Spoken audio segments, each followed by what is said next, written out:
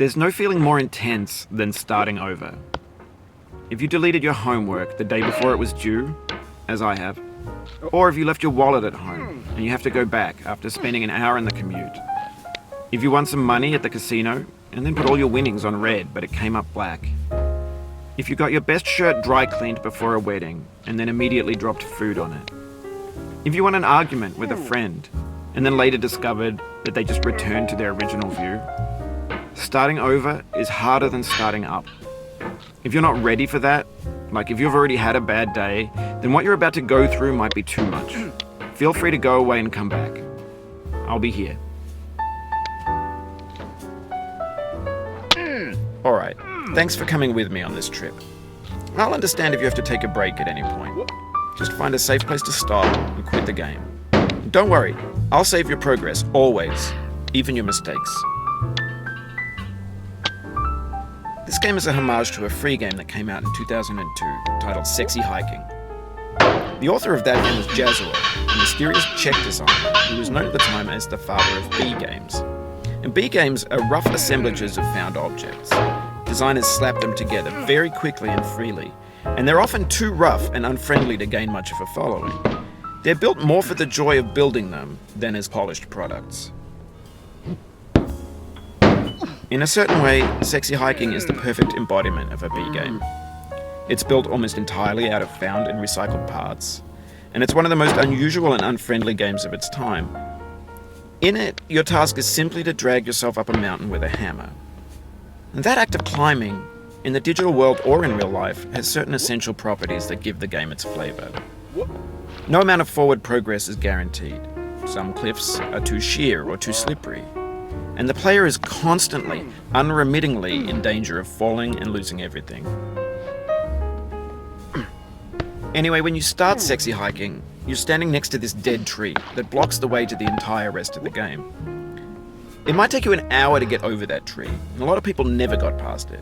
You prod and you poke at it, exploring the limits of your reach and your strength, trying to find a way up and over. And there's a sense of truth in that lack of compromise. Most obstacles in video game worlds are fake. You can be completely confident in your ability to get through them once you have the correct method or the correct equipment or just by spending enough time. In that sense, every pixelated obstacle in Sexy Hiking is real.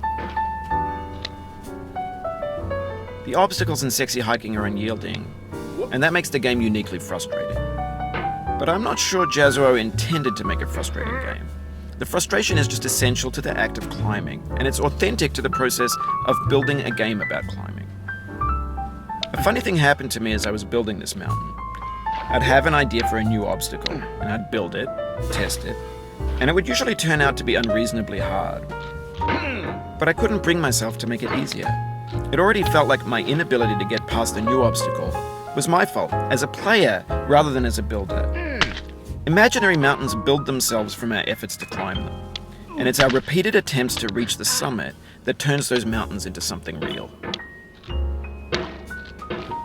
When you're building a video game world, you're building with ideas, and that can be like working with quickset cement. You mold your ideas into a certain shape that can be played with, and in the process of playing with them, they begin to harden and set until they're immutable, like rock. And at that point, you can't change the world. Not without breaking it into pieces and starting fresh with new ideas. For years now, people have been predicting that games would soon be made out of prefabricated objects, bought in a store and assembled into a world. And for the most part, that hasn't happened, because the objects in the stores are trash. I don't mean they look bad or that they're badly made, although a lot of them are. I mean they're trash in the way that food becomes trash as soon as you put it in the sink. Things are made to be consumed and used in a certain context, and once the moment is gone, they transform into garbage.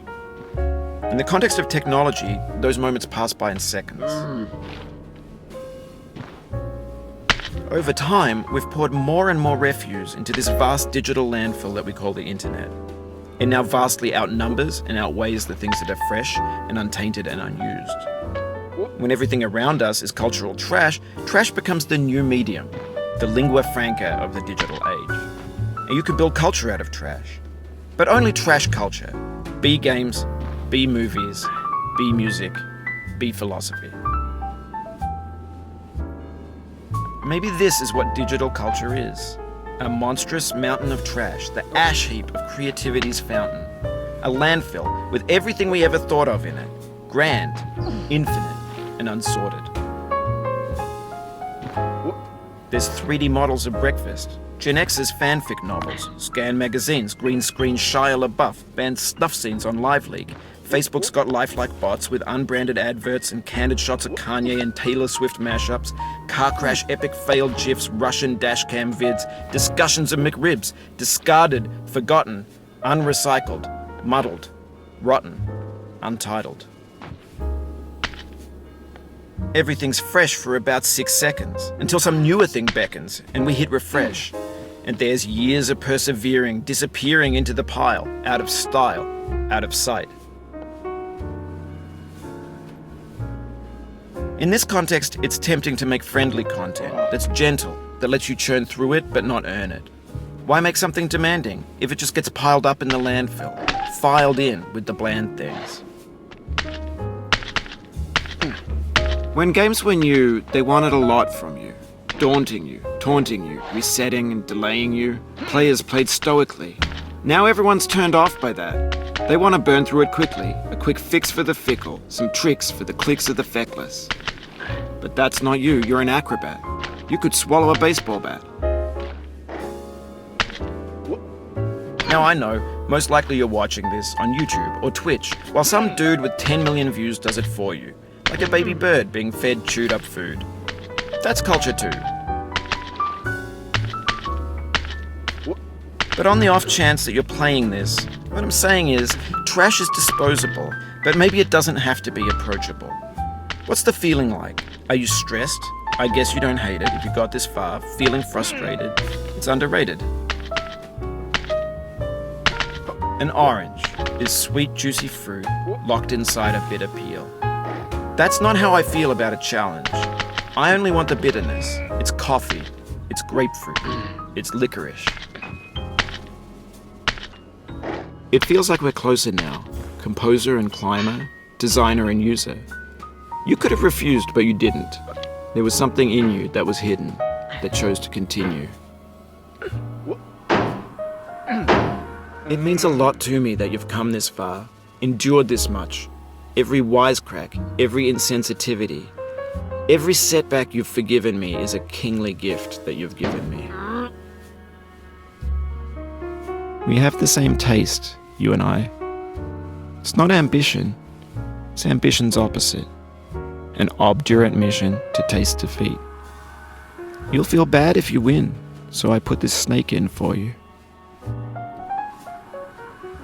Have you thought about who you are in this? Are you the man in the pot, Diogenes? Are you his hand? Are you the top of his hammer? I think not. Where your hand moves, the hammer may not follow, nor the man, nor the man's hand. In this you're his will, his intent, the embodied resolve in his uphill ascent.